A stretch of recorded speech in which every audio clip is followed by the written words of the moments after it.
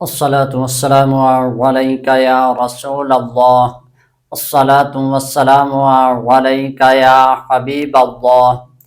إن الله وملائكته يصلون على النبي يا أيها الذين آمنوا صلوا عليه وسلموا تسلیما.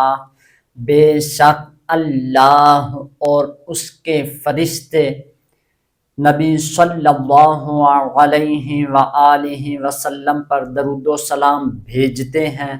اے ایمان والو، تم بھی نبی صلی اللہ علیہ وآلہ وسلم پر درود بھیجو اور خوب سلام بھیجو۔ حضرت سیدنا ابی بن کعب رضی اللہ تعالی عنہ سے مروی ہے، آپ فرماتے ہیں کہ میں رسول پاک خاتم المرسلین صلی اللہ علیہ وآلہ وسلم کی بارگاہ اقدس میں عرض کیا، یا رسول اللہ صلی اللہ علیہ وآلہ وسلم، میں آپ پر کثرت سے درود و سلام پڑھتا ہوں، میں دعا کرتا ہوں، میں دعا میں کتنا وقت آپ کی ذات پر درود بھیجا کروں؟ حضور نے فرمایا جتنا تو چاہے۔ عرض کی یا رسول اللہ صلی اللہ علیہ وآلہ وسلم، 1/4 حصہ آپ کی ذات پر درود و سلام بھیجوں؟ حضور نے فرمایا اے ابی بن کعب، جتنا تو چاہے، لیکن اگر تو زیادہ کرے تو تیرے لیے بہتر ہے۔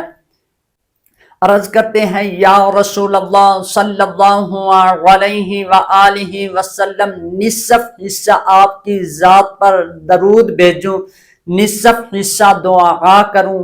صحیح ہے۔ میرے حضور نے فرمایا اے ابی بن کعب، جتنا تو چاہے، لیکن اگر زیادہ کرے تو تیرے لیے بہتر ہے۔ عرض کرنے لگے یا رسول اللہ صلی اللہ علیہ وآلہ وسلم، 3 حصے آپ کی ذات پر درود بھیجوں، 1 حصہ دعا کروں؟ صحیح ہے۔ میرے حضور نے فرمایا اے ابی بن کعب، جتنا تو چاہے، لیکن زیادہ کرے تو تیرے لیے بہتر ہے۔ عرض کرنے لگے یا رسول اللہ صلی اللہ علیہ وآلہ وسلم، دعا کا سارا حصہ ہی آپ کی ذات پر درود بھیجوں؟ صحیح ہے۔ اس پر میرے نبی پاک خاتم المرسلین اللہ کے پیارے صلی اللہ علیہ وآلہ وسلم نے ارشاد فرمایا، یہ تیرے تمام سارے غموں، سارے دکھوں کے لیے کافی ہے۔ پھر فرمایا اے ابی بن کعب، یہ تیرے سارے گناہوں کی بخشش کا باعث ہے۔ آئیے حضور کی ذات پر درود و سلام پڑھے، حضور کو راضی کریں، تاکہ ہم اس دنیا میں بھی اور آخرت میں بھی کامیابی حاصل کر سکیں۔ درود و سلام ایک ایسا وظیفہ ہے جو رب خود کر رہا ہے، رب کے فرشتے بھی کر رہے ہیں، اور ایمان والوں کو حکم دیا جا رہا ہے۔ آئیے حضور کی ذات پر درود و سلام پڑھیں، حضور کو راضی کریں، تاکہ ہم اس دنیا میں بھی اور آخرت میں بھی کامیابی حاصل کر سکیں۔